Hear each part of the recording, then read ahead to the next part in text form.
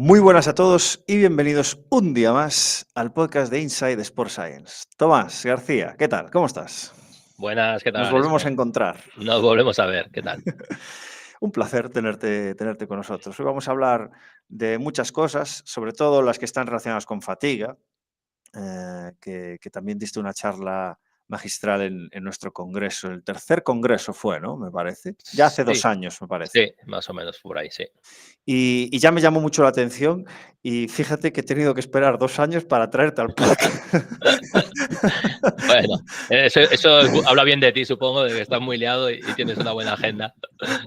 No, pero ¿sabes qué pasa? Que eh, he reducido. Antes hacía una entrevista cada semana y ahora la hago cada 2, porque es que sí que voy a full con un montón de historias. Pero sí que tengo una lista de gente que me pide y gente que quiero entrevistar. Me supo a poco esa hora que estuvimos en el Congreso y me gustaría profundizar en algunas cosas, ya te contaré. Pero antes, Tomás, si te parece, cuéntanos para quien no te conozca un poco el contexto de quién eres, qué es lo que estás haciendo y luego ya entramos en detalle. Muy bien.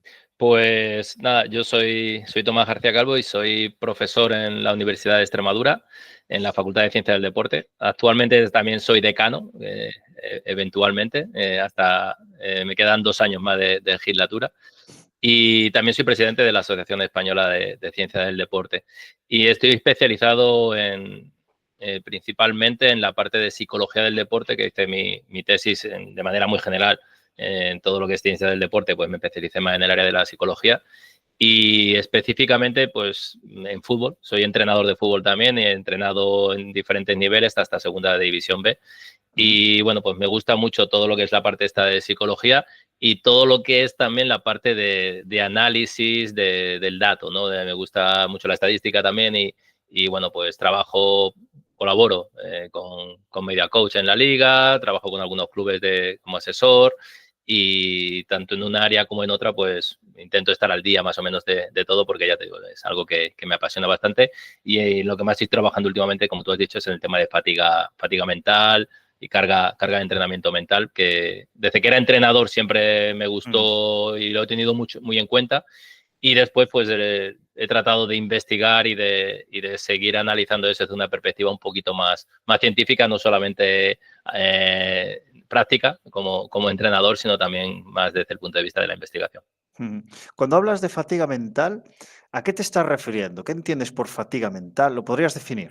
Sí, más o menos es el mismo concepto que existe de fatiga general, de fatiga física, que normalmente desde el punto de vista del deporte siempre asociamos la fatiga a la parte más física, pues el mismo concepto de extrapolarlo a la parte mental. Es un estado de cansancio que viene o bien por una situación puntual que te puede dar por una alta exigencia, normalmente alta exigencia a nivel cognitivo o a nivel emocional, son los dos demandantes más importantes, ¿no?, que tenemos a nivel mental, y que hace bueno, pues que bajen mis recursos, mis capacidades para afrontar eso.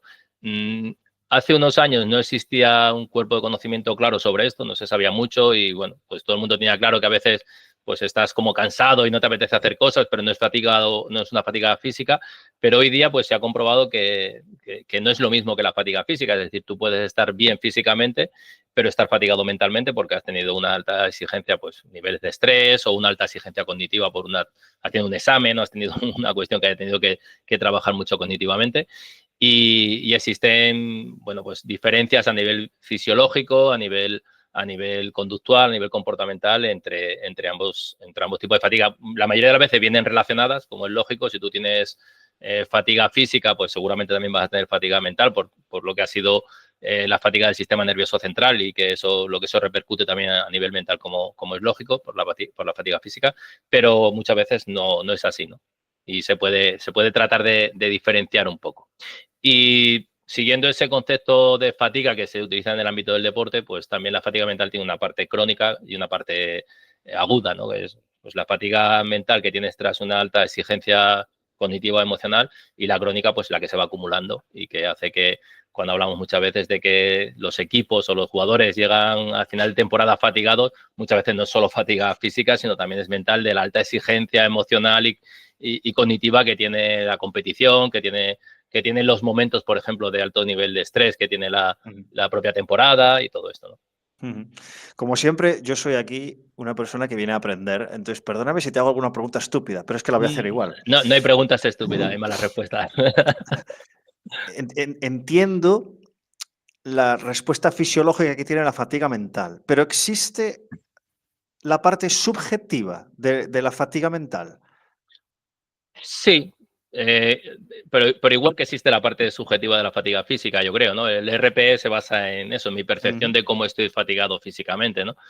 Y a nivel mental pasa lo mismo. Hay veces que posiblemente si lo medimos con indicadores objetivos, Sí. puede ser que el nivel de fatiga no sea tan alto y sí que estemos percibiendo una mayor fatiga por otras circunstancias, ¿no? que puedan existir y que Ujú. puedan coexistir. Entonces, sí que existe eso. Hay indicadores de fatiga mental más objetivos y que no es fácil porque lógicamente no es lo mismo que la fatiga física, que tienes indicadores posiblemente mucho más sencillos o más objetivos, más fácil analizarlo objetivamente por la carga externa que has tenido, por no sé, diferentes indicadores biomarcadores de fatiga que podemos tener a nivel biológico.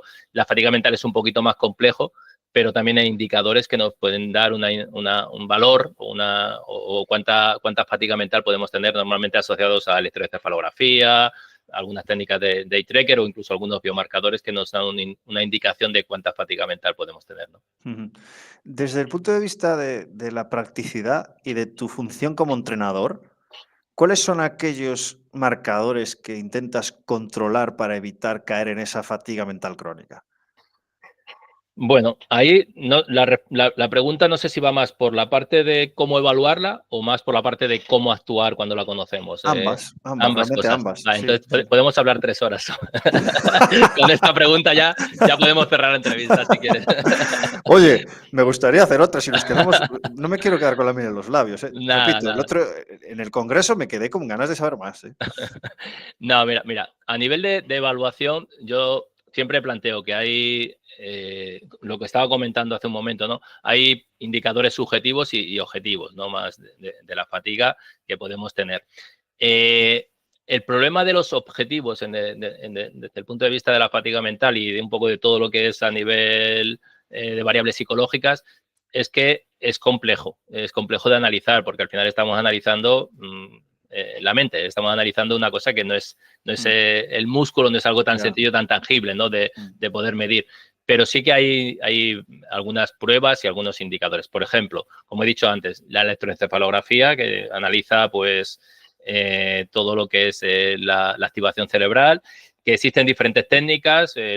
La más básica es, como he dicho, encefalografía, pero también existe la saturación de oxígeno en el cerebro a través de las NIRS, también se utiliza en músculo, por ejemplo, eso se está utilizando también a nivel muscular, cómo ha sido la exigencia muscular que ha tenido a través de la oxigenación del músculo, pues lo mismo, pero a nivel cerebral existe también.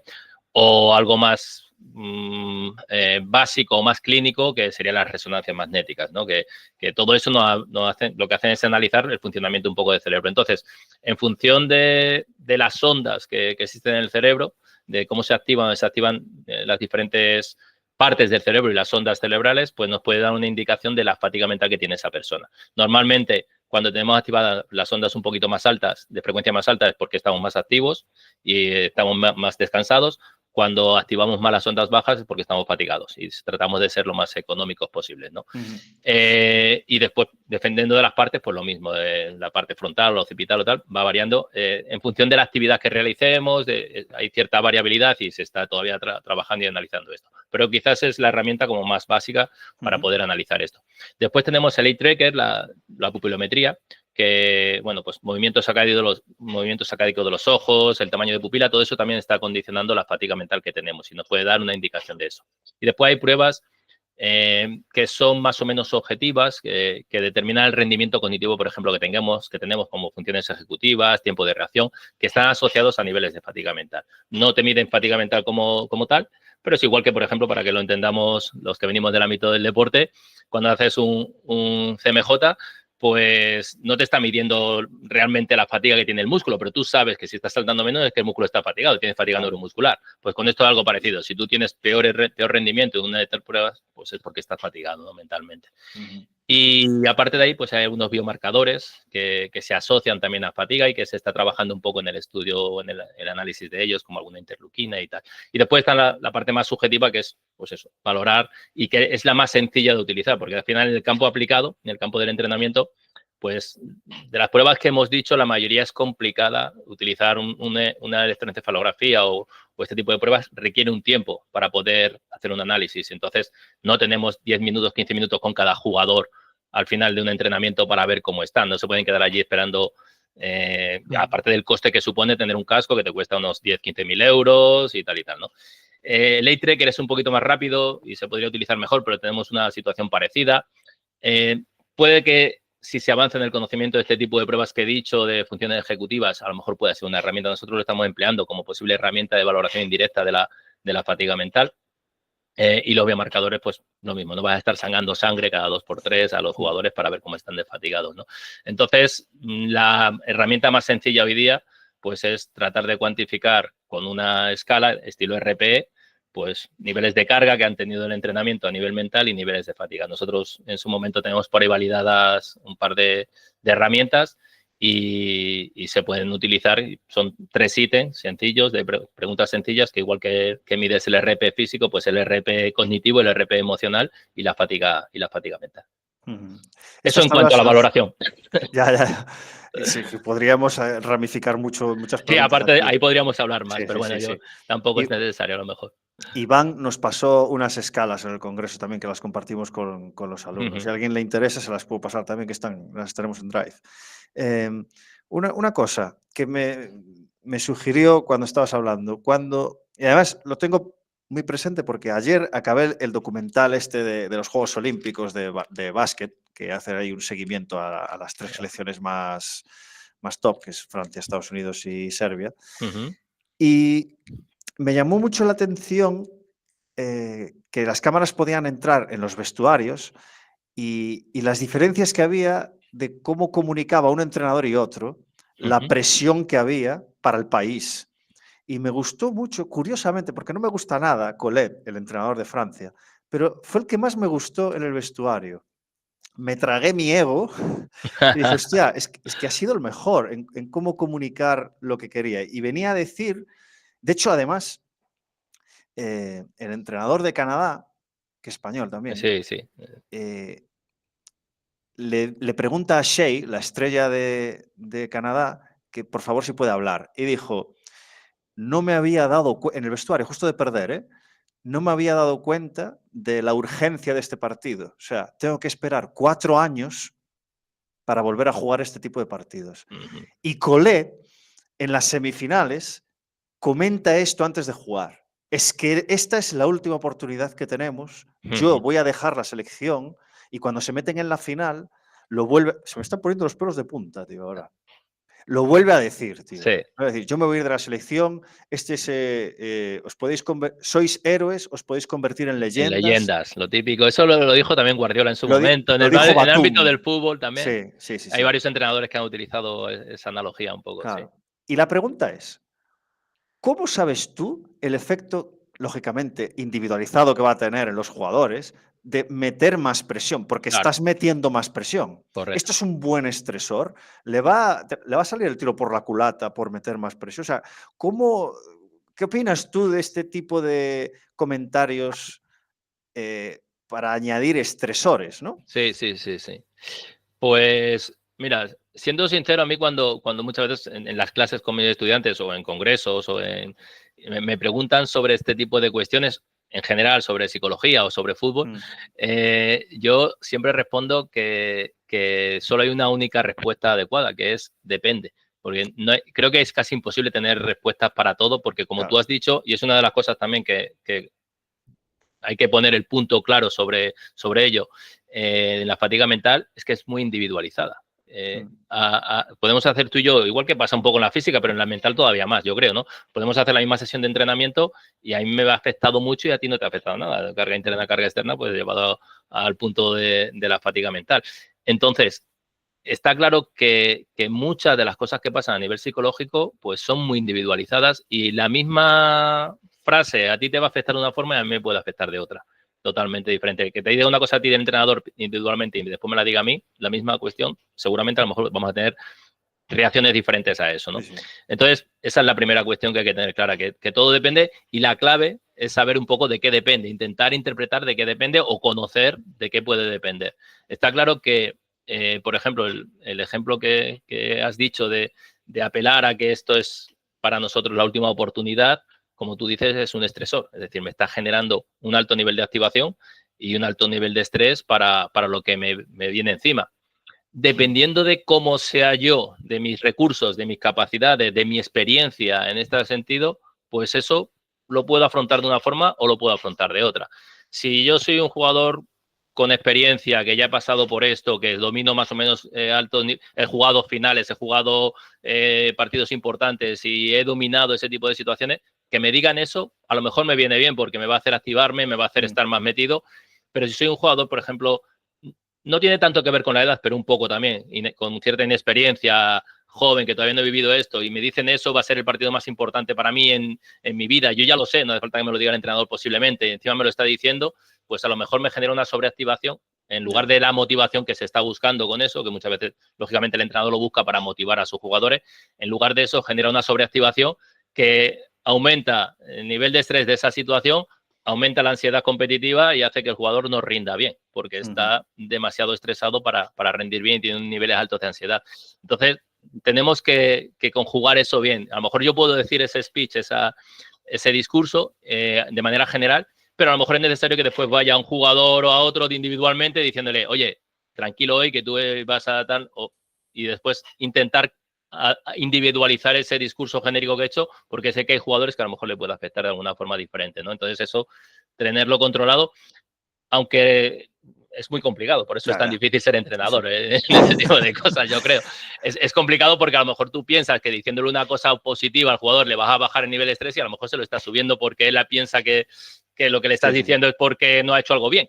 Y tú estás intentando animarle y el efecto que tiene es el contrario muchas veces, ¿no? Y entonces, incluso la careta que se pone el jugador, ¿sabes? Si él tiene un personaje, pues porque se supone que tú no tienes que sentir presión, la sientes, pero quieres enmascararla, tú igual no te enteras de eso. Entonces, claro, ¿cuál es la, iba a decir fórmula, cuál es la dosis exacta de cuál es el mensaje general y cuál es el mensaje individual? Porque lo inteligente, según lo que dices, es que el mensaje general dure 1 minuto, 2.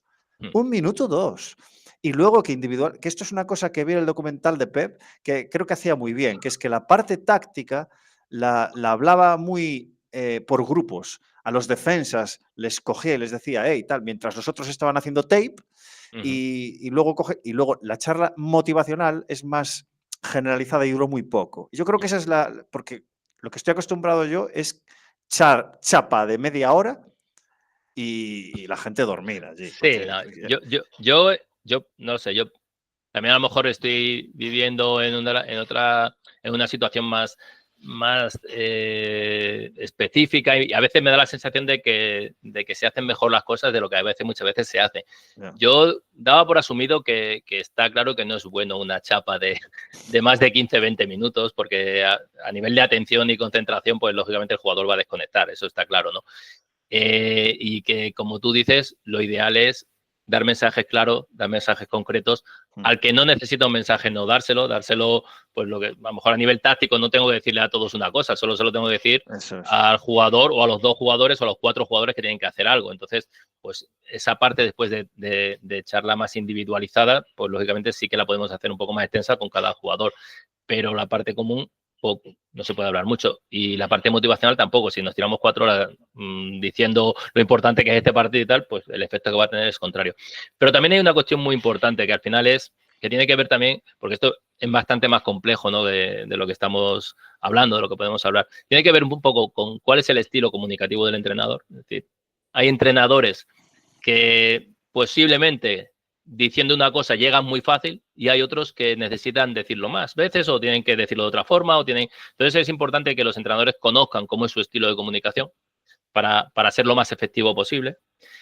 Saber cómo es el público al que estoy hablando, ¿vale? Que también es importante, que a veces pues algunos entrenadores y ya nos vamos a otras categorías, pues hablan a niños como si estuvieran hablando a profesionales y a lo mejor no están llegando, o a jugadores profesionales como si fueran niños y tampoco van a llegar, lógicamente. Entonces, es un ejemplo muy exagerado, pero adaptarnos al mensaje en función del nivel de la plantilla que tenemos en general, de conocimientos tácticos que tengan, de experiencia, de todo eso también es importante. Y una vez que sabemos cuál es nuestro estilo, cómo queremos llegar y qué es lo que queremos hacer, hay una cosa que también es muy importante y es saber que lo que tú haces en ese momento puntual es la 10ª parte de lo que influyes, ¿vale? Hay una frase muy buena de Mourinho, que yo no soy muy mourinhista, pero sí que tiene algunas cosas interesantes que dice, y en una entrevista hace unos años, ya que soy mayor y me va llegando, pero hace unos años cuando estaba, creo que Mourinho era en el Inter, creo que estaba, coincidió cuando la Copa de Europa de Guardiola, precisamente, que se pusieron como de moda los vídeos motivacionales, ¿no? Estos de los típicos vídeos. Guardiola puso el de Gladiator, que es bastante famoso y tal y conocido. Y también en la final de la Copa Italiana, no me acuerdo qué fue el entrenador, no sé si era Ranieri o alguno de estos, también puso un vídeo y tal. Le preguntaron a Mourinho que qué le parecía esto de los vídeos y tal, que cómo lo veía, que si era interesante y motivaba a los jugadores. Y él dijo, los vídeos, el que lo quiera poner, que lo ponga. Yo lo que hago es trabajar durante la semana para motivar a mis jugadores. Y esa es la verdad. Es decir, al final lo que hagas en el último día, lo que digas en la última, va a afectar un poco, pero lo que tienes que trabajar es durante todo el periodo que has tenido para preparar ese partido, ¿no? Desde el punto de vista táctico, pero también desde el punto de vista psicológico, ¿no? A veces se nos olvida. Has dicho muchas cosas, ¿eh? Sí, ya te lo dije, que si me dejas hablar... Lo último que has dicho. Te quiero contar una cosa de Carri, que creo que vas a dar un punto de vista muy interesante sobre el documental este, que lo dice él, ¿sabes? Entonces, pero lo último que has dicho me hizo recordar a un partido que tuvimos en Santander cuando yo jugaba en EVA y era un equipo que, o sea, puedes ganar, puedes perder, pero no puedes perder de 30. Perdimos de 30. Y era un partido de ida y vuelta, ¿sabes? El típico partido de 80 minutos. Sí. Entonces, a la vuelta lo intentamos, pero fue imposible ganarles en casa. O sea, ganarles por esa diferencia.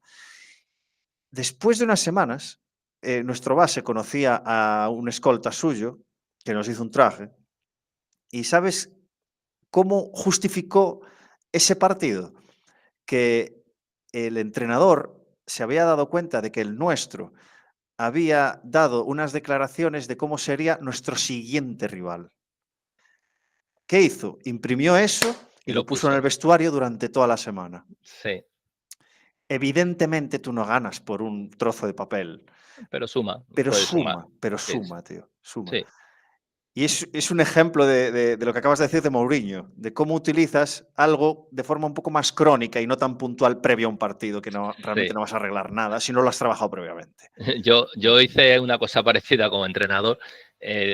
Habíamos ganado los primeros 5 partidos de temporada, empezamos muy bien, y en el sexto perdimos en casa de uno de los rivales fáciles, en principio, de la liga, por 5-1. O sea, perdimos escandalosamente. Es verdad que nos expulsaron un jugador en el minuto 60 y tal, pero fue un desastre. Y la crónica del partido pues fue baño, lo típico, ¿no? Hiriente, porque además el periodista local, lógicamente, pues ensalza a su equipo y pues hice lo mismo. Puse el recorte del periódico y lo puse en el vestuario y estuvo en el vestuario toda la primera vuelta hasta que recibimos ese equipo en el siguiente, en la segunda vuelta, y ganamos 7-1 o 6-1 o algo así, y los jugadores me pusieron el recorte en mi despacho. Qué bueno.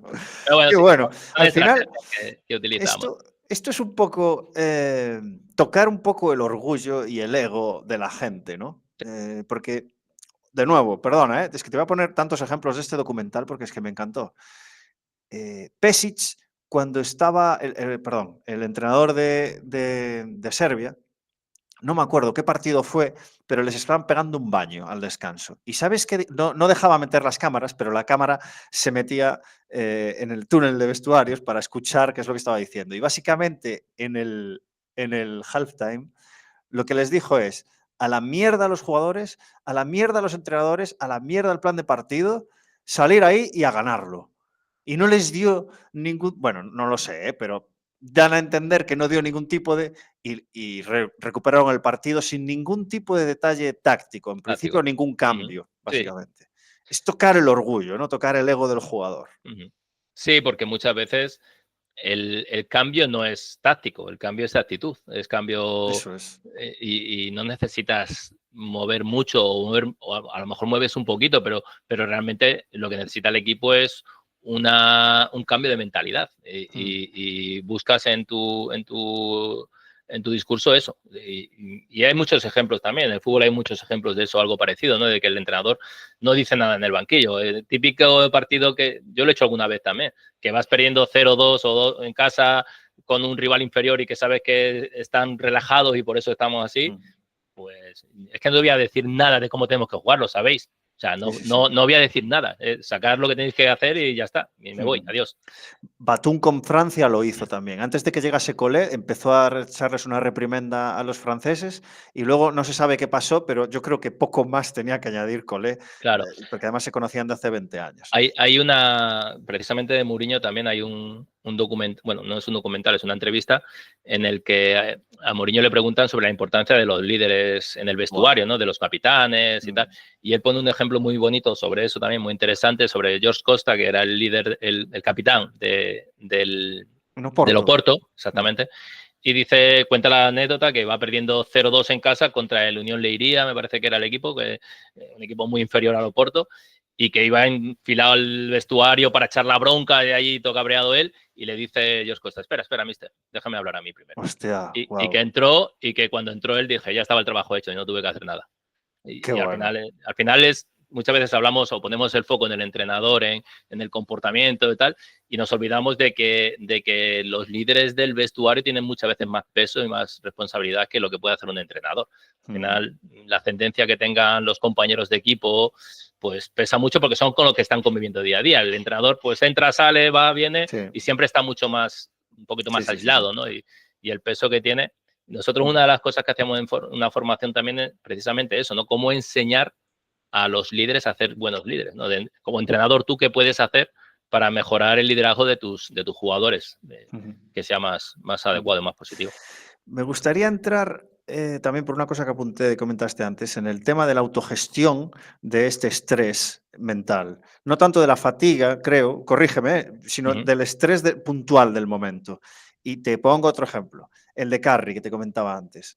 Comenta en el documental que cuando estaban jugando contra Serbia, último cuarto, 13 abajo, decía, bueno, son 13 puntos, se puede recuperar, pero que hicieron varios parciales en el que metían un parcial USA, metían un parcial Serbia, y llegó un momento que estaban a 5 minutos del final que pensó, hostia, ¿de verdad vamos a perder este partido? ¿Sabes? Porque el momentum que le llama Steve Kerr iba hacia ellos, el body language iba hacia ellos y toda la energía iba para ellos. Y hubo un momento en el que hubo un 3+1, tal, que empezó a irse hacia el banquillo de tal, y hubo un momento en el que él habla de esto, de esta autogestión de, ¡buah! Ahora necesito muy positive self-talk. Necesito muy buena charla mental y hablarme de forma muy positiva e intentar respirar, estar en calma y tal. Luego mete pues ese triple tal, ¿no? Sí.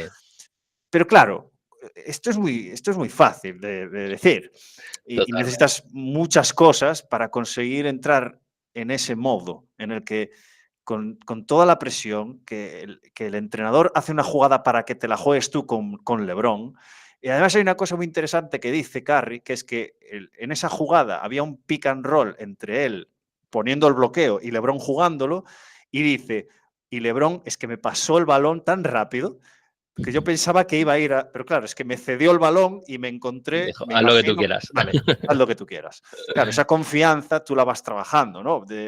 Haz lo que quieras. Pero claro, ¿cómo podemos autogestionarnos? En ese momento en el que sentimos la presión, se nos sube la frecuencia cardíaca, necesitamos ese positive self-talk. ¿Cómo se gestiona este estrés mental? Pues la respuesta ya sabes cuál es, ¿no? Depende. Vale. Esa es la mejor respuesta siempre. No, pero aquí sí que... Sobre todo, perdona, Tomás, en una situación que no has vivido. Sí. Aquí sí que creo y y creo que es algo que necesitamos quizá en el ámbito del deporte mejorar, de las diferentes patas de entrenamiento que existen. Creo que la parte de entrenamiento mental todavía estamos muy lejos de lo que podemos hacer, ¿no? De lo que se puede hacer y de lo que es necesario hacer por la incidencia después que tiene de las cosas que estamos hablando, ¿no? En el rendimiento. Y creo que muchas veces se apela a la psicología cuando vemos un problema. Hay un problema de estrés o hay un problema de no sé qué, entonces llama a un psicólogo, llama a un especialista en psicología para que venga a ver qué puede hacer.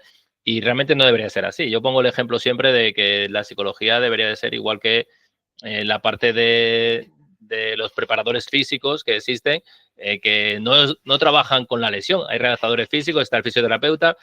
Entonces hay psicólogos clínicos que cuando tienes un problema te pueden ayudar, pero es que también te pueden mejorar el rendimiento de un especialista en psicología. No necesitas esperar a estar mal para trabajar, Sí. ¿no? Entonces yo creo que es necesario trabajar recursos, habilidades, skills, que después te sirvan y que desde, si tú lo trabajas desde pequeño, pues cuando llegues al rendimiento tengas ese bagaje para saber qué puedes hacer, cómo dominar. Una la has comentado tú, por ejemplo, está el autodiálogo. Hay técnicas de autodiálogo que se trabajan, que se entrenan, técnicas de concentración, técnicas de control de estrés, de la respiración. Hay diferentes fórmulas que te pueden ayudar, pero lo más importante de todas estas estrategias es que las pongas en práctica, porque lógicamente hacerlo en el vestuario o hacerlo en un entrenamiento no es lo mismo que verlo en una práctica. Entonces, si tú lo has vivido eso, has puesto eso y te ha servido en un partido de liga, en un partido de copa, en no sé qué, pues cuando llegues a la final de no sé cuánto, pues seguramente no tengas ese problema de ahora qué hago, ¿no? Porque ya lo has vivido, lo has vivenciado y lo has agenciado. Entonces, yo creo que es clave, igual que entrenamos otras cosas, entrenar esto, ponerlo en práctica en las competiciones, igual que se pone en práctica lo que entrenamos a nivel físico, para que tengamos los recursos disponibles para poder utilizarlo. Y a partir de ahí, pues cada deportista tiene sus propias técnicas que le vienen, son más adecuadas, ¿no? El autodiálogo, como hemos dicho, es una de ellas. Normalmente se busca un autodiálogo positivo, te vamos a enfocar, pero es verdad que por experiencia, algunos jugadores necesitan como cabrearse un poco, ¿no? Como enfadarse un poco para rendir bien. Y a veces se fustigan un poco para, oye, que estoy muy parado, venga, me tengo que activar, me cago en 10, estoy aquí, que me he quedado. Y a lo mejor ese diálogo negativo en un principio también le puede venir a veces como una mejora del rendimiento. Lo adecuado es lo contrario, pero muchas veces, por eso digo, muchas veces depende de la situación, del contexto, y lo importante es que cada uno se vaya conociendo y sepa qué es lo que le funciona, que yo tenga los recursos, igual que en el entrenamiento, pues me doy cuenta de que me viene mejor hacer series de no sé qué o hacer saltos de no sé cuánto para mejorar mi capacidad. Pues en esto lo mismo, y tengo que ponerlo en práctica, tener los recursos, tener las herramientas y ponerlas en práctica para ver qué es lo que me ayuda más y me siento más cómodo realizándolo, porque desde el punto de vista psicológico también a veces tratar de obligar o de plantear determinados comportamientos o estrategias, pues a veces a lo mejor estamos yendo al lado contrario. Y sobre todo cuando las intentamos plantear en una situación ya de exigencia, porque lógicamente todo lo que me llegue nuevo, pues es más información que tengo que manejar y si ya estoy estresado, pues me va a manejar más todavía. Por eso es necesario trabajarlo con antelación. A nadie le gusta que le digan lo que tiene que hacer. Es una máxima que aprendí en el libro este de Dale Carnegie y lo entiendo así. Dos ejemplos más. Cada vez que hablas me aparecen muchos ejemplos. Intento cortarme, pero es que tengo que lanzarlo. Dale. Autodiálogo. Me acuerdo de un vídeo de Donovan Mitchell cuando uno estaba en Utah con Ricky y jugaban los playoffs, no sé contra quién. Y hay un vídeo guapísimo, muy bonito de él haciendo autodiálogo. Y porque llevaba el micro, además. Claro, luego podemos pensar, estás haciendo autodiálogo porque llevas el micro. El micro. Pero conociendo un poco a Donovan Mitchell desde siendo aficionado, me lo creo porque es muy religioso con sus rutinas. Y lo que venía a decir era, venga, último cuarto, respira, el partido está empatado y no sé qué más cosas decía, pero para intentar calmarse un poco, ¿no? Porque era el momento en el que él tenía que asumir la responsabilidad. Sí. Y luego me acuerdo también, para poner el contrapunto, ¿no? De la entrevista que tuve con Diego Forlán, le tuve que preguntar, ¿no? Y también se lo pregunté a Canales, que antes de entrevistarle le chequeé sus últimos 4 penaltis y los tiró todos al mismo sitio, ¿sabes? En plan, porque hay mucho estudio, ¿no? De dónde se tira uno, dónde lo tiras tú. Y hubo un penalti que estaba jugando contra Argentina, Uruguay-Argentina, y él tenía que salir a patear primero. Y claro, él sale allí sabiendo que el portero sabe a dónde lo va a tirar. Y claro, con todo el estadio y tal. Y le pregunté, oye, pero ¿cómo te preparas para un momento así? ¿Qué estás pensando? ¿Qué es lo que haces? Y ya me dice, Alex, la carrera hacia el punto de penalti se me hizo larguísima. Eterna. Pero que realmente no escuchas nada. Y esto sí que es verdad, que hay muchas acciones que están subcorticalizadas, ¿no? Tú cuando estás en el juego te olvidas de la presión, porque estás en el juego automáticamente. Muy pocas acciones son conscientes. Sí. Y ¿sabes qué me dijo? Que es una cosa que me flipó, tío. Nada, cuando llegué allí, vi al portero, vi la portería chiquitísima, pero luego cuando se agachó la vi súper grande. Y al final decidí en el último momento tirarla hacia allá. Ya, Dios mío, pero ¿cómo que en el último momento? O sea, pero no es mejor decidir, mira, la voy a tirar por allí y da igual cómo se tire, la tiro allí. Y si la fallo, la fallé. No, o sea, reaccionó al portero. Es que me parece una locura. Y metió el gol, ¿sabes? Entonces, ¿cómo preparas a un jugador? No es una pregunta, ¿eh? Sí. La lanzo al aire para que... ¿Cómo preparas a un jugador para tirar ese penalti? ¿Cómo preparas a un jugador para tirar esos El tiro tiros libre libres? que se está jugando Claro. ahora. Sí. Ahí, a ver, puedo decirte lo que dice la teoría y lo que se intenta hacer, pero la realidad es que ese momento es muy raro que lo vivas muchas veces en tu vida. Entonces, por muy preparado que estés, yo no he entrenado nunca eso. Lo que hablábamos antes, ¿no? De intentar entrenar situaciones. Si yo ya la he vivido, seguramente la afronto de otra forma, porque ya la sé lo que iba a ser más sencillo, entre comillas, poder vivenciar esto o poder realizar eso. Pero es complicado, porque ese tipo de situaciones no las vives 20 veces en la vida para tener experiencia y saber qué voy a hacer en ese momento. Entonces, sí que a nivel teórico, a nivel conceptual y a nivel práctico también, porque es lo que se trata de hacer, por ejemplo, se buscan establecer rutinas, tú lo has dicho anteriormente, igual que en los tiros libres en baloncesto, por ejemplo, esto hace ya muchos años que se hace, ¿no? En el tiro libre, pues yo boto 3 veces, cojo el balón así, respiro, entonces, y yo tengo que Dirk pensar... Nowitzki cantaba una canción para ayudarle con los tempos y hacer siempre el mismo lanzamiento. Y sobre todo ese tipo de, lo que son las rutinas precompetitivas o las rutinas de preejecución, lo que buscan muchas veces es que no me entre en pensamientos intrusivos porque tengo que estar pensando en una canción o en lo que... Y no me aparezca, ostras, si la fallo perdemos esto. O si fallo el penalti no lo clasificamos. Entonces, el estar como pensando en otras cosas, perdón, me obliga a evitar que esos pensamientos me lleguen, ¿no? Es un poco lo que se plantea y por eso se plantea ese tipo de estrategias de rutina que muchas veces llevan integradas pues una relajación a nivel de respiración con un par de respiraciones profundas o técnica de visualización, alguna cosita así llevan también integradas esas propias rutinas de preejecución. Y después tratar de... La segunda cuestión que se puede hacer en ese tipo de sentido es tratar de plantear en entrenamientos o en otras competiciones esto, ¿no? El meter un poquito de exigencia.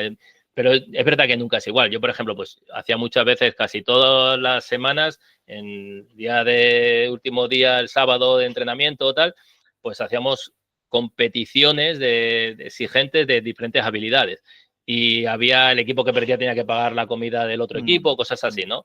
Y entre ellas pues eran penaltis. Por ejemplo, pues una muy típica que hacía era penaltis que iban sumando cada vez más. Entonces, el primero valía 1, el segundo 2. Entonces, claro, el que iba tirando último tenía más responsabilidad porque valían más puntos. Bueno, cosas así que te genera una situación parecida, pero lógicamente ni por asomo es igual. Y después va a llegar la situación de que tenga que lanzar un penalti en el minuto 90 o en una final de no sé qué y no lo he vivido nunca. Y manejar eso, pues, conlleva riesgo. Pues mira, tengo una solución yo.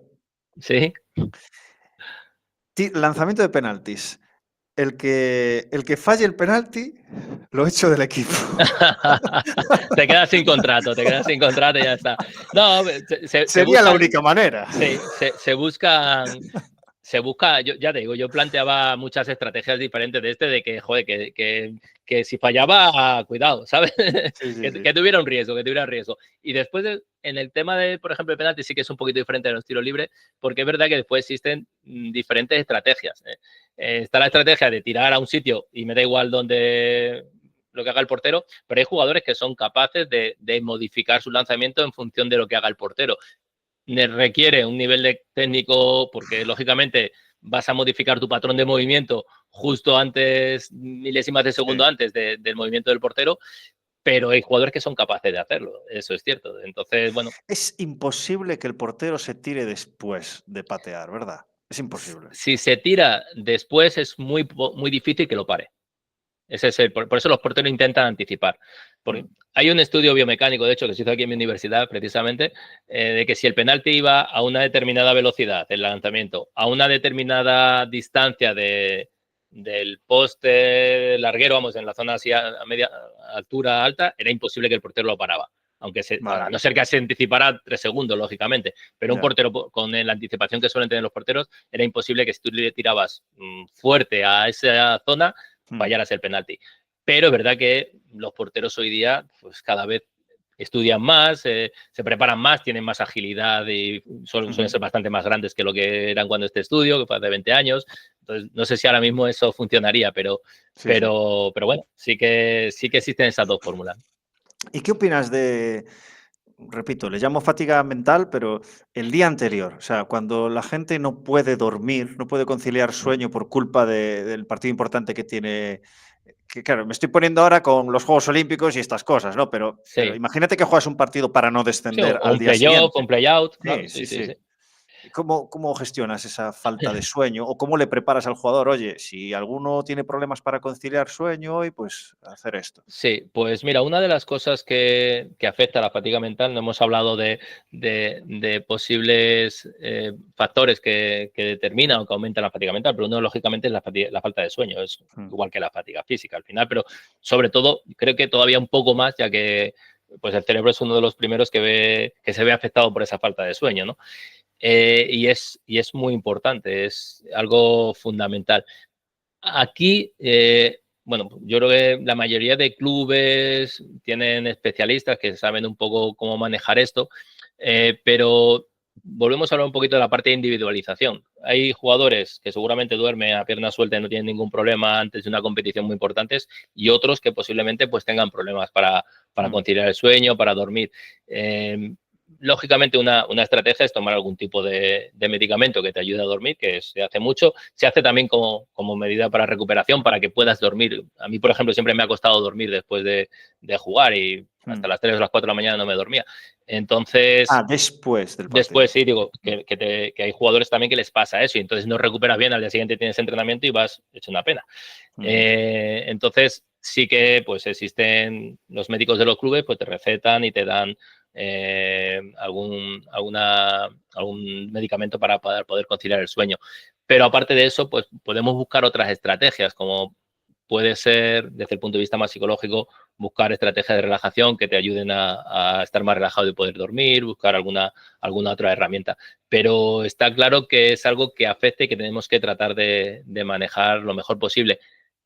Otra herramienta es, pero eso ya lo que hemos hablado al principio, el cómo manejamos la carga mental desde el punto de vista no del entrenamiento, sino de la comunicación del entrenador o del cuerpo técnico y tal a lo largo de la semana. Si yo le meto demasiada presión para un partido, voy todos los días, estoy ahí, pues es posible que le afecte y que me cueste más dormir que si yo rebajo un poco la tensión y la presión y este partido sí nos estamos jugando mucho, pero hay cosas más importantes en la vida. O sea que ya está, vamos a intentar hacer lo mejor posible, pero que tenemos en la vida también otros objetivos, ¿no? LeBron decía en la rueda de prensa, at the end of the day, it's just basketball. Ya, sí. El fútbol es lo más importante, en el fútbol es lo mismo, ¿no? Es lo más importante de las cosas menos importantes. Eso es. Lo que se dice. Pregunta de opinión, ¿eh? Que sé que tu ente investigador me va a decir depende. Me saldrá. No, pero siempre yo digo depende, después ya doy mi opinión. Claro. No, te estás mojando, sí, me encanta. Corrígeme, creo, bueno, es que además lo has dicho, que no se tiene cuidado con la fatiga mental, no se controla la carga mental como se debería y creo que hay un gap muy grande entre lo que ya sabemos y lo que se hace a nivel práctico. Entonces, ¿tú crees que si cuidásemos eso un poquito más, me incluyo, ayudaría a reducir el porcentaje de riesgo lesional que parece que en los últimos años pues no va a menos. Yo creo firmemente, desde el punto de vista de opinador y desde el punto de vista académico, de las dos cosas creo que sí.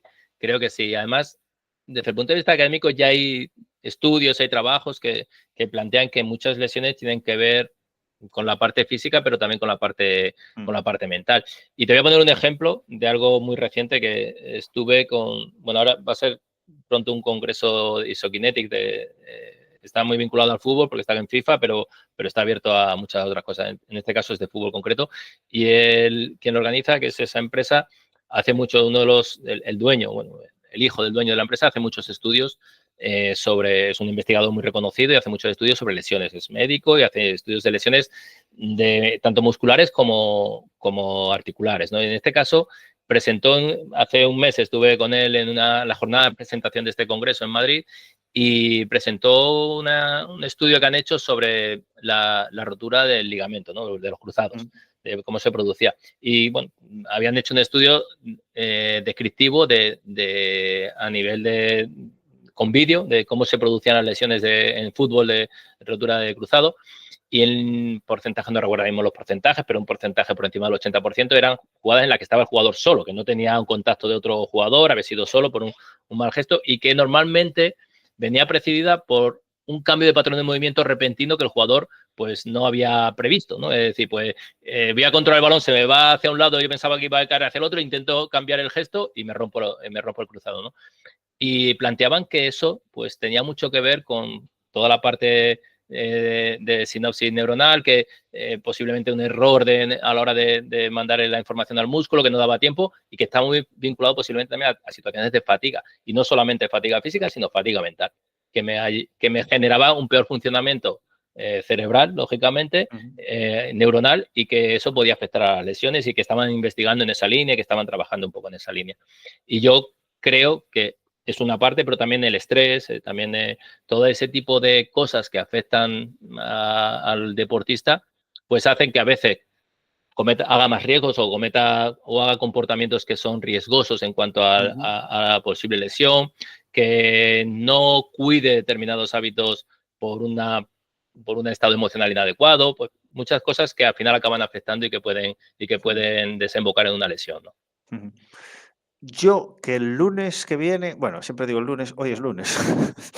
Yo que el lunes que viene tengo que entrenar a unos chavales o a un grupo semiprofesional o amateur de cualquier disciplina, que gente que está estudiando, que gente que está trabajando, que gente que está hasta arriba de curro y no llega a fin de mes, gente que tiene exámenes muy importantes ahora.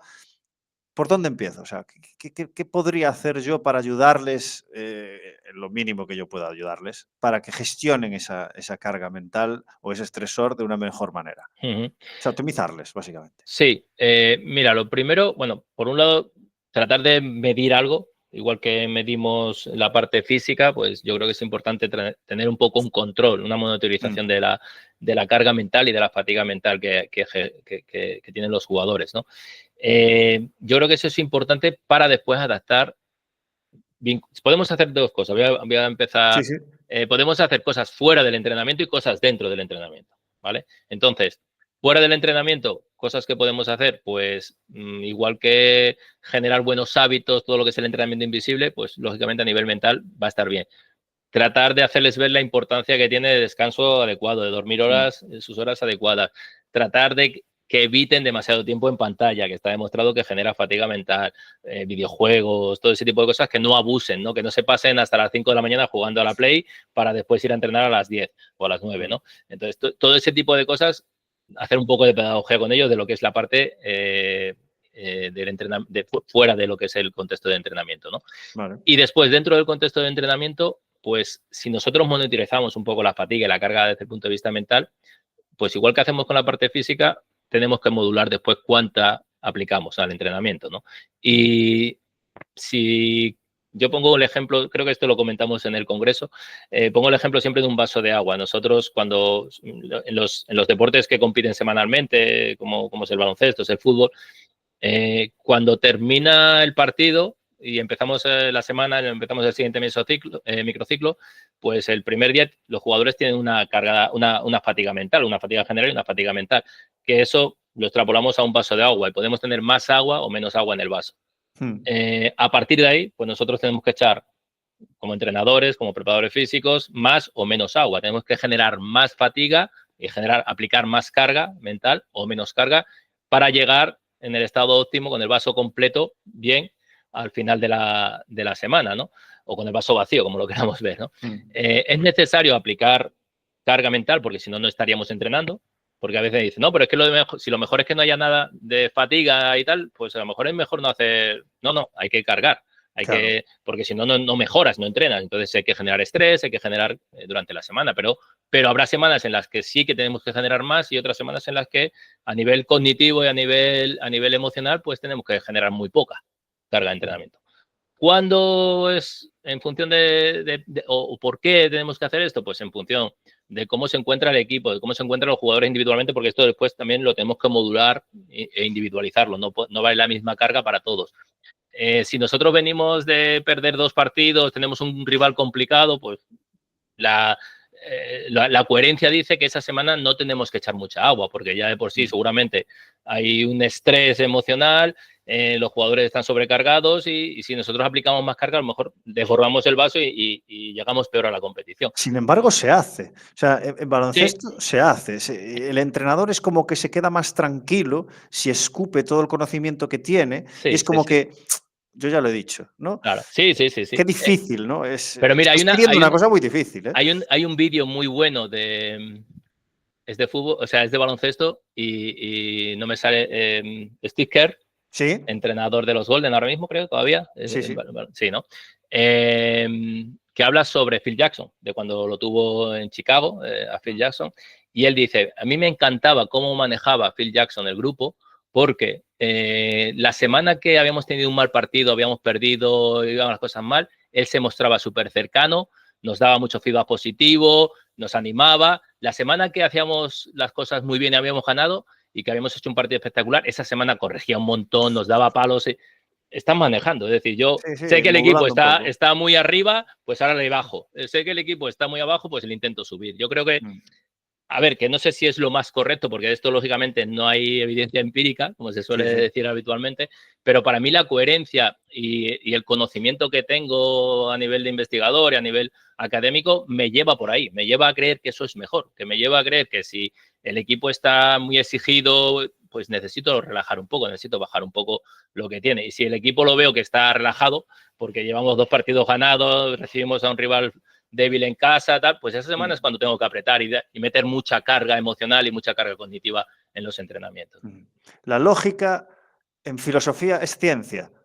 O sea, la Sí, lógica es útil. pero es verdad que esto, como hemos dicho antes, depende de muchas cosas y a veces hay jugadores que ese sobreestrés lo llevan mejor y le puede Sí, servir para cambiar algo y decir, vamos a dar una vuelta, pero hay otros que a lo mejor los hundes de todo y que van en picado. sí, Entonces, sí. tampoco me quiero arriesgar a decir, esto va a funcionar, pero para Claro, la mí, desde individualización, mi ¿no? experiencia como entrenador, desde mi conocimiento y tal, me parece lo más adecuado. Me parece lo más adecuado. Esto no sé si tiene mucho que ver con fatiga mental, pero te lo cuento igual porque me interesa mucho tu opinión. Tengo una hipótesis que es que hay ciertos y en básquet, perdona porque me lo llevo al Sí, básquet no, todo. pero bueno, es parecido, o sea, no hay Sí. diferencia. Em, y además tuve un caso este año de un jugador que tiene una mala selección de tiro porque quiere ser muy agresivo y quiere meter muchos puntos, lanza 15 tiros por partido. Y cuando se lesiona el tobillo, el viernes, juega el sábado, quiere él jugar, se venda, tal, grado uno, nada, nada serio. Quiere Ujú. jugar y tal. Y había otro que también estaba lesionado y me dice, pero este tío, ¿cómo va a lesionar? ¿Y sabes qué le dije? Le dije, creo que va a jugar muy bien. ¿Por qué? Porque esa lesión va a hacer Que que no juegue se más, precipite que tanto, juegue más tranquilo. que gestione, exacto, que juegue Mm. más tranquilo. Entonces tengo esa hipótesis de que hay ciertos jugadores que si se lo tomasen un poco más con calma y no le estresas, Mm. rendirían mejor. porque Sí. tendrían mejor, o sea, tomarían, este es el concepto, ¿no? Que tomarían mejores decisiones Ujú. si hacen menos, si hacen un ritmo en básquet, claro. Sí, y también por muchas veces, el ejemplo que estás poniendo también muchas veces por la propia toma de decisiones. Cuando, si no tengo ningún problema, tengo 17 decisiones para tomar, como Eso estoy es, condicionado por lo que sea, por una lesión, por otro tipo de aspectos, pues voy a lo fácil, a lo sencillo, que normalmente es claro. lo que suele funcionar, ¿no? Tengo menos puertas por abrir. Exactamente, Mm. exactamente. No, estoy totalmente de acuerdo, me parece que es cierto. Y desde en ese sentido, yo creo que hay una cuestión que estoy tratando de recordar lo que iba a decir y se me está olvidando. ¿De qué? Eh, De la fatiga mental, cómo no, condiciona. sobre lo que me estabas contando del jugador que está lesionado y que juega o que puede jugar mejor. Ah, ya me acordé. Que entiendo que hay una... No, se me ha vuelto a ir. Cuando tú tienes un jugador que está condicionado por una lesión, toma mejores decisiones Sí, porque juega tiene mejor. menos puertas abiertas. Ujú. Sí, Esa es mi hipótesis. sí, juega mejor porque está más. Ah, vale, ya lo sé lo que iba a decirte. Juega mejor también por lo que estábamos hablando antes, que a veces ese jugador que estamos hablando juega como muy sobreactivado muchas veces o como Sí. queriendo hacer muchas cosas y que jugara más tranquilo jugaba mejor. Yo creo que eso, enlazándolo con lo que hemos hablado hace un ratito, una de las cosas básicas que debe de aplicar la psicología del deporte, y es lo más sencillo, creo, es que cada jugador sepa, entienda en qué nivel de activación es más productivo, es más eficiente, juega mejor. Uy, Entonces, ¿me podrías desarrollar esto un poco? sí, es algo, o sea, existen muchas herramientas, ¿no? Muchas posibilidades, pero es tan sencillo como decir, mira, cada día en el entrenamiento, antes de entrenar, de 0 a 10. 0 es que estás dormido y 10 es que estás lo más nervioso que has estado en tu vida, ¿vale? ¿En qué nivel te encuentras ahora mismo? Y después le preguntas, ¿cómo te has sentido jugando con este nivel que has puesto hoy? Al día siguiente, ¿cómo te has sentido jugando? Entonces, que el jugador vaya aprendiendo con qué nivel de activación es con el que se encuentra más cómodo y Vale, rinde vale, mejor. vale. Y a partir de ahí, pues enseñarle a cómo llegar a ese nivel de activación. Si estoy relajado, ¿cómo me puedo activar? Si estoy activado, demasiado activado, ¿cómo me puedo relajar? Lo he dicho al revés, no sé. Pero bueno, si No, estás relajado, se ¿cómo te entiende. puedes activar? Ahora mientras estabas hablando, tuvimos un caso parecido de que eh, teníamos un jugador que era muy joven. Es que, ¿sabes qué pasa? En fútbol no sé, pero es que en básquet el salto de U18 a senior Es igual, es igual es en una fútbol. locura, es una locura. Entonces te encuentras con una persona que tiene 36 años, que te saca 18 años de experiencias y de conocimiento del juego, que te giras y te la roba así y tú dices, pero ¿qué ha pasado aquí? No lo entiendes, ¿no? Entonces que no sabía muy bien a qué ritmo jugar. Mm. ¿Sabes? No sabía si, hostia, pero ¿qué hago? Si me defienden así, le rompo directamente y a tomar por culo el sistema. Y esto lo enfatizaba el entrenador, además, ¿sabes? Sí, Le sí, decía, sí. no, no, pero si te están presionando, si te dan para romper, rompe el sistema y ya empezamos a jugar por conceptos y tal. Y tenía, o sea, me acuerdo de ese momento, ¿no? De que, hostia, es que ¿qué tengo que hacer? ¿Me tengo que quedar en mi posición aguantándole o me piro y subo ritmo y todo va a ser un caos porque no vamos a jugar la jugada que había marcado previamente? Ujú. ¿Sabes? Y tenía estas dudas de qué ritmos utilizar y me imagino que eso tiene que ver con el grado de activación también. No sé. Sí, tiene relación con cómo activo, aunque ahí mezcla ya la parte táctica, ¿no? Del Sí. juego, pero sí, está claro que también tiene que ver eso con cómo voy a jugar. Es decir, hay situaciones del juego en que necesito que esté más relajado, no solamente por la parte táctica, sino también por el marcador, Mm, en el fútbol un poquito diferente, pero el baloncesto es igual. Si yo puedo, imagino, aunque conozco menos el baloncesto, pero puedo dormir el partido, por decirlo de alguna forma, cuando se sí. habla en fútbol, o lo puedo acelerar, ¿no? Pues lógicamente, si yo quiero dormir el partido, también yo tengo que estar más pausado, no me puedo acelerar en mis acciones, que los jugadores Mm. tienen que jugar más tranquilos, no más pausados. Si quiero volverlo loco, pues yo también tengo que volverme un poco loco a la hora de jugar, ¿no? La última parte siempre la dedico así, pues a cosas más mundanas y a cosas más, no sé si personales, pero hay una cosa que intento que no se libre nadie, que es la de compartir los errores y alguna lección aprendida, pues para esa gente joven, oye, pues para que lo tengan en cuenta, ¿no?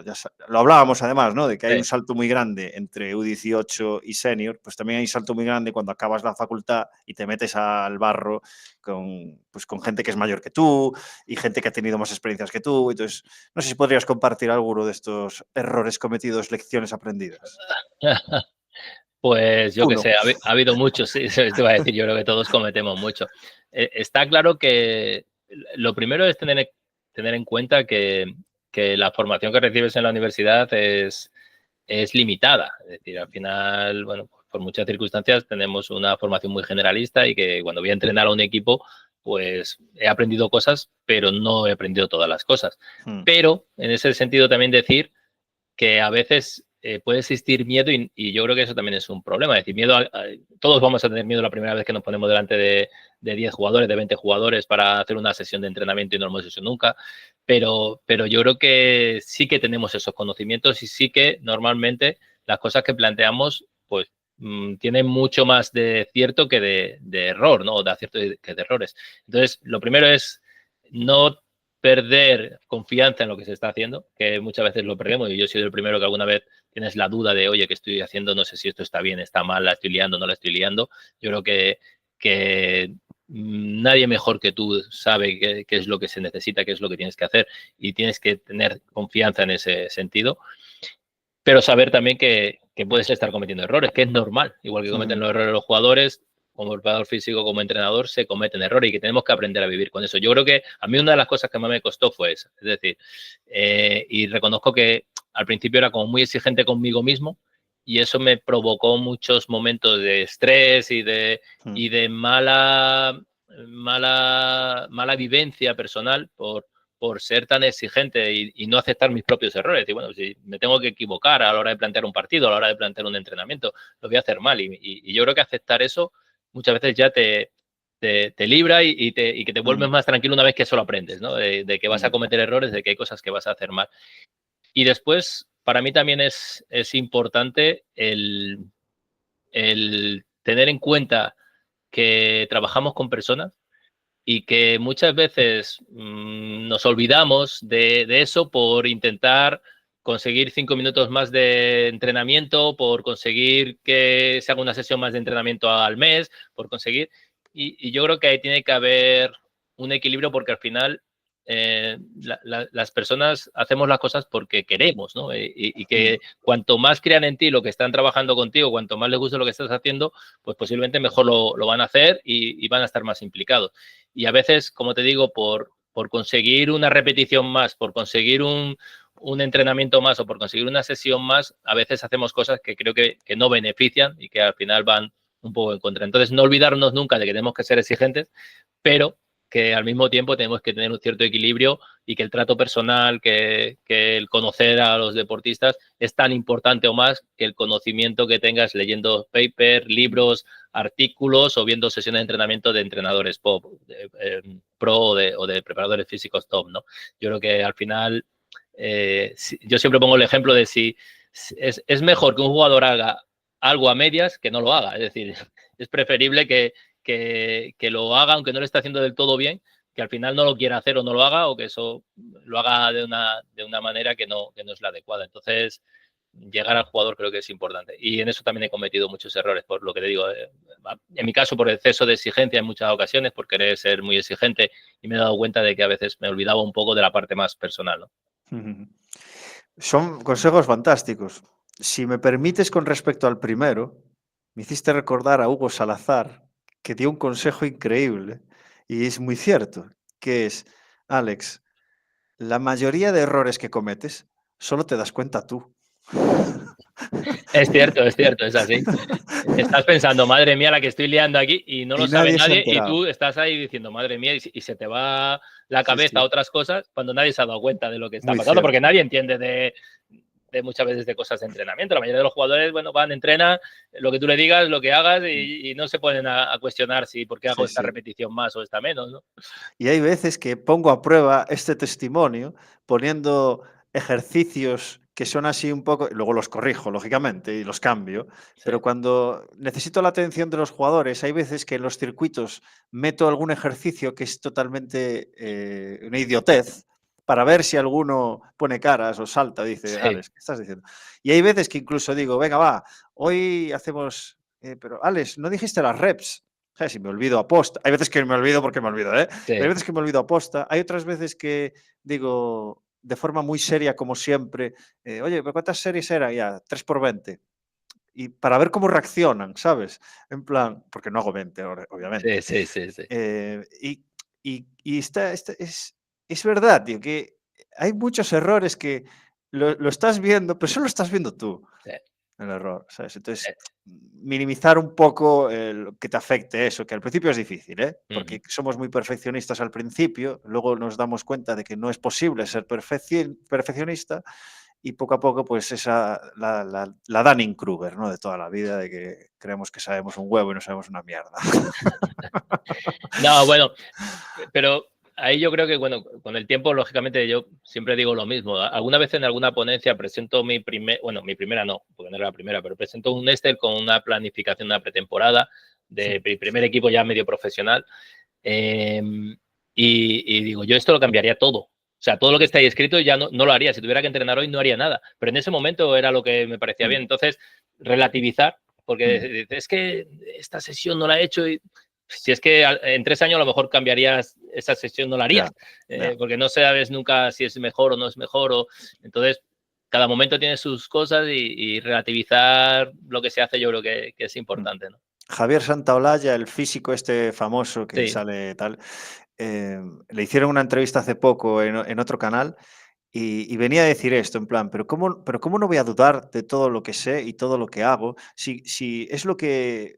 Esa es la historia de la humanidad. Si tú sí. miras siglo por siglo, los que piensan un siglo una cosa, al siglo siguiente dicen, pero estos idiotas, ¿qué coño Claro, pensaban? pero yo creo que eso es bueno, es decir, y a mí Claro, claro, siempre me significa que genera, evolucionas. y a mí me genera siempre dudas la persona que dice que lo sabe todo, que tiene la receta para esto, que sabe perfectamente cómo va a ser eso. Por eso siempre digo depende, porque además te das cuenta de, y esto bueno, está también estudiado, ¿no? La curva de conocimiento, confianza, ¿no? Es Mm, decir, cuanto tienes poco conocimiento, solo conoces una cosa, tienes mucha confianza porque crees que lo sabes todo, a medida que vas teniendo más conocimiento, pues la curva va bajando, ¿no? sí, Entonces, es verdad, yo creo que cuanto más sabes y más, pues más dudas de todo al final, porque tienes mm, mucho más posibilidades de saber que seguramente te estás equivocando por algún lado, ¿no? claro. Lo que pasa es que los jugadores quieren certidumbre Sí, sí, en sí, nuestro sí, sí. puesto. Entonces, claro, tú lo que tendrías que decirle sería, No, actualmente lo mejor que podemos hacer es esto.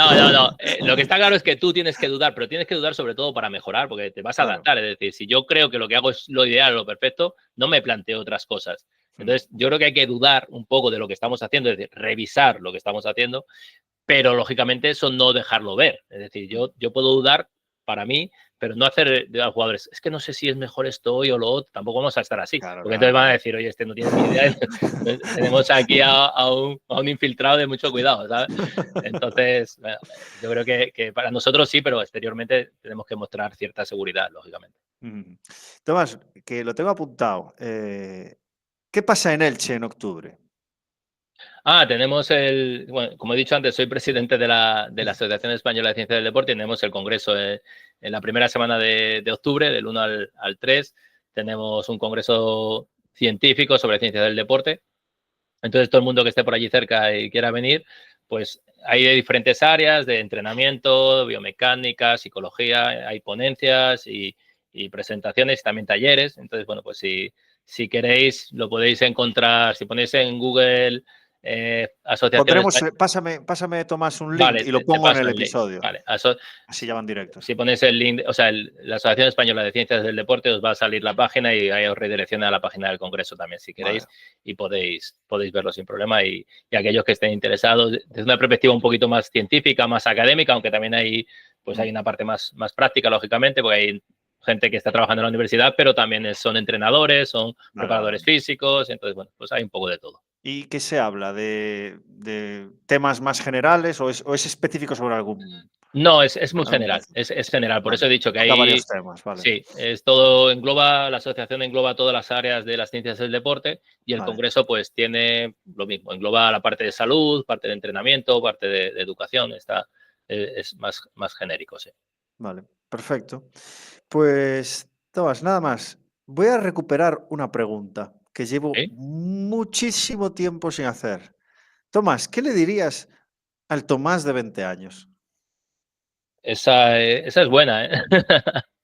Esa es buena. Eh, Y es la última. sí, no, a ver, le diría muchas cosas. La primera es que en mi caso particular Creo que en general estoy satisfecho con cómo me han ido las cosas y cómo he hecho las cosas, pero sí que, retomando lo que hemos hablado antes, le diría que no hace falta estresarse tanto, ¿no? O preocuparse tanto por algunas cosas que no son tan importantes, y que al final es importante también disfrutar el camino, disfrutar de lo que haces, ¿no? Y yo creo que muchas veces quizás es un poquito diferente también preparador físico, el perfil, ¿no? De entrenador, preparador físico. Como entrenador, pues sí que creo que te impones también, tienes más exigencia y más estrés por todo esto. Y sobre todo desde esa perspectiva, para mí es algo que me afectó bastante en su momento y que lógicamente, aunque lo manejaba, pero siempre me repercutía mucho. Y después, también que creo que es importante, o sea, otra de las cosas que le plantearía sería el saber convivir en el ámbito o en el contexto del deporte, que no es fácil esto de convivir. ¿Te refieres a las relaciones con los demás? Sí, que no siempre son fáciles, sobre todo cuando se va profesionalizando el contexto. En un contexto más amateur, pues bueno, las relaciones son de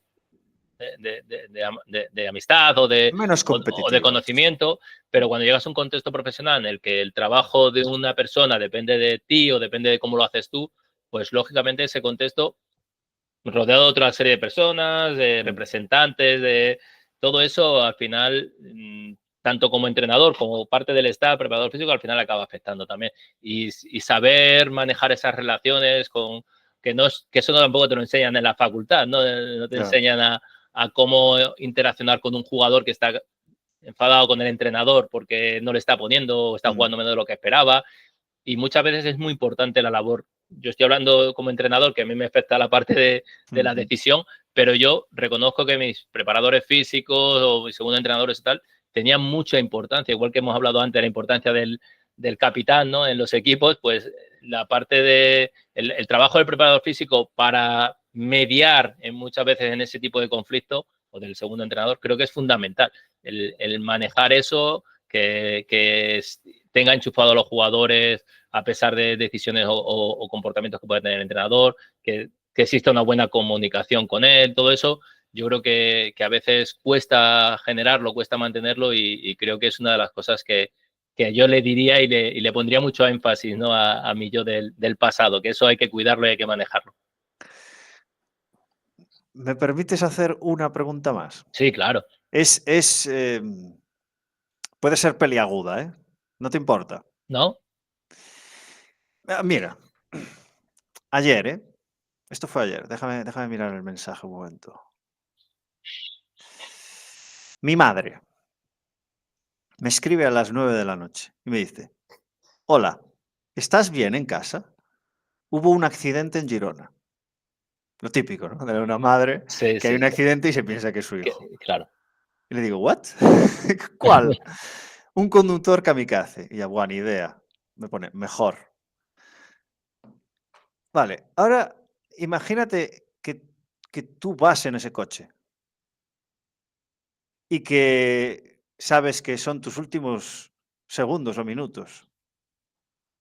¿Estás orgulloso de lo que has hecho? ¿De las decisiones que tomaste? ¿De las decisiones que tomaste por contentar a gente que ya no está contigo? Es muy peliaguda la pregunta. Sí. A ver, es una buena pregunta. Toca mucho la parte, lógicamente, emocional y es difícil ponerse en esa situación porque siempre pensamos que somos inmortales, ¿no? Y es difícil pensar, mañana no voy a estar aquí. Yo, en general, como he dicho antes, no me arrepiento excesivamente de nada de lo que he hecho. Creo que me ha ido relativamente bien en casi todos los ámbitos en los que he estado vinculado y he estado trabajando y he mantenido buenas relaciones con casi todo el mundo. En general no he tenido excesivos problemas o conflictos, pero siempre hay cosas de las que te arrepientes o de las que dices, esto a lo mejor lo podría haber enfocado de otra forma. Muchas de ellas, por ejemplo, al final, y ya desde el punto de vista de entrenador más, ¿no? Al final, cuando llega la temporada, al final de temporada, tienes que renovar y eres tú el responsable de decir si este jugador sigue o este no sigue. Buah, y eso, si lo tomas desde un punto de vista racional, con los números delante, pues parece muy fácil, pero es que no lo estás tomando, no estás hablando de números, estás hablando de personas. Y esas decisiones no son sencillas, o llamar al jugador o llamarle a tu vestuario para decirle, oye, que no vas a seguir con nosotros el año que viene. Y hay situaciones en las que estas, por ejemplo, sí que es lo que más me ha afectado y en algunas que me he equivocado. Decir, joder, ¿para qué le diría a este que se fuera? Porque a lo mejor a nivel de números no estaba aportando tanto, pero era un ancla importante en el vestuario y no me di cuenta, por ejemplo, ¿no?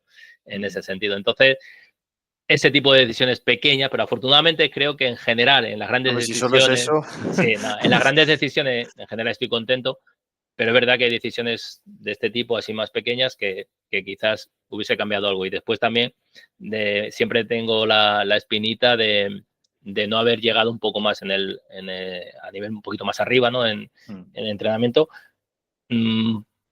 por diferentes circunstancias, porque al final es un ámbito complejo unido a otro ámbito complejo como es el universitario, pues lógicamente es difícil, tenía que tomar decisiones y ahí pues me decanté un poco más por la estabilidad que da la universidad y ahí quizás, bueno, pues sí que podría haber, es una de las cosas que digo, joder, si me hubiese apostado por esto, ¿qué hubiese sido ahora mismo de mí? Pero bueno, eso nunca lo sabremos, ¿no? Como dice Claro, es la que película. decidimos estabilidad cuando la estabilidad jamás está garantizada en Ya, ningún contexto por el ejemplo que te acabo de poner. sí. Entonces, la pregunta va un poco por hacer las cosas que quieres hacer, no hacerlas por culpa del miedo a la estabilidad, ¿sabes? Sino hazlas, porque es que el mañana no está No, garantizado. Y me dirás, sabes. Alex, te estás poniendo muy derrotista y tal. Ya, pero ¿y si pasa? Me acuerdo una charla TED buenísima, tío, de un tío que estuvo en un accidente de avión y que explica muy bien esas 3 Sí, fases. la he visto, sí, Es sí, sí. buenísima, tío. Y otra vez se me han puesto los pelos de punta. Eh, y te hace reflexionar un huevo. Yo hay veces que tengo estas crisis existenciales de si estás tomando las decisiones correctas o no, y si las estás tomando en base a miedo o no, por una Sí, estabilidad que no existe. Que no eso existe. está claro, ¿no? Que nunca sabemos cuánto tiempo vamos a estar en cada sitio, en circunstancias. Pero bueno, también es verdad que hay contextos y situaciones en las que a veces no depende solo Sí, sí. de ti, tus decisiones, depende de otras personas Ujú. y bueno, al final lo que decimos antes, cada uno tiene que vivenciar y decidir lo que quiere. Igual que pasa después en el contexto del entrenamiento, en el contexto de la competición, que cada jugador es un mundo, cada persona es un mundo y las decisiones las tiene que tomar en función de cómo se sienta más a gusto, ¿no?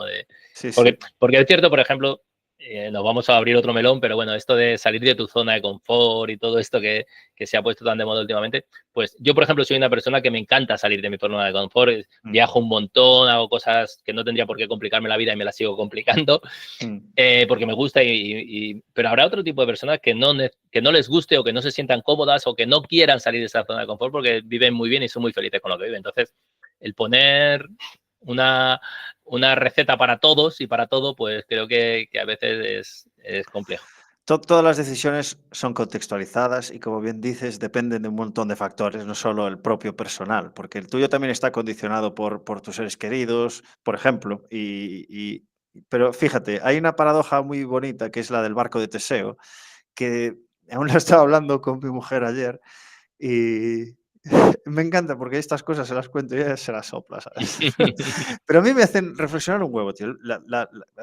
Quien no la conozca, la paradoja de Teseo es, tú tienes un barco, que es el barco de Teseo, y le vas cambiando una pieza cada vez por otra pieza diferente. Y al final cambias todas las piezas. Sigue siendo el barco de Teseo. Si tú lo transformas a tu ser, había leído que nuestras células cambian completamente durante 7 años. O sea, que a los 7 años tienes células diferentes. Entonces, Diferentes. ¿sigues siendo tú? ¿Qué es el tú? O sea, porque tú este es tu chasis, ¿no? Pero ¿qué es el tú? Nos metemos en alma y tal, pero cuando tú dices, me llamo Tomás, Tomás es un posesivo del yo, ¿sabes? Entonces, yo no soy Alex, yo soy otra cosa, No, bueno, ¿sabes? Alex es haría, mi nombre. sí, sí, sí. Bueno, nunca nos bañamos dos veces en el mismo río, ¿no? Como dijo Heráclito. Entonces, eso es cierto que al final nunca, tanto el río es diferente como nosotros también somos diferentes. Eso es así. Y en el ámbito del deporte más todavía. Yo pongo este ejemplo muchas veces para todo lo que son los procesos grupales y la toma de decisiones. Es decir, haciendo lo mismo con los mismos jugadores al año siguiente, no son los mismos jugadores, ni Claro. ellos ni eres tú. Entonces, lo mismo a lo mejor no va a funcionar. La gente estará pensando, ¿por qué hablo de esto? No lo justifiqué.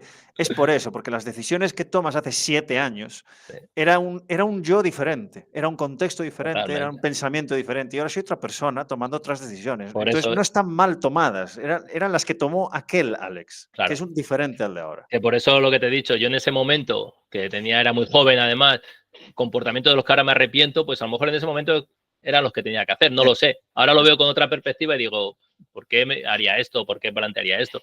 Pero a lo mejor en ese momento no estaban mal tomado. Ahora viéndolo desde aquí, digo, pues a lo mejor Lo que no pasa era es que hay un efecto mariposa, porque las también. decisiones que tomaste allí Siempre, son una consecuencia. Ahora tienes claro. las consecuencias. Sí, sí, Entonces, sí. Si claro, hubiese tomado otra decisión, ahora pensaría otras cosas. claro, Está claro. claro.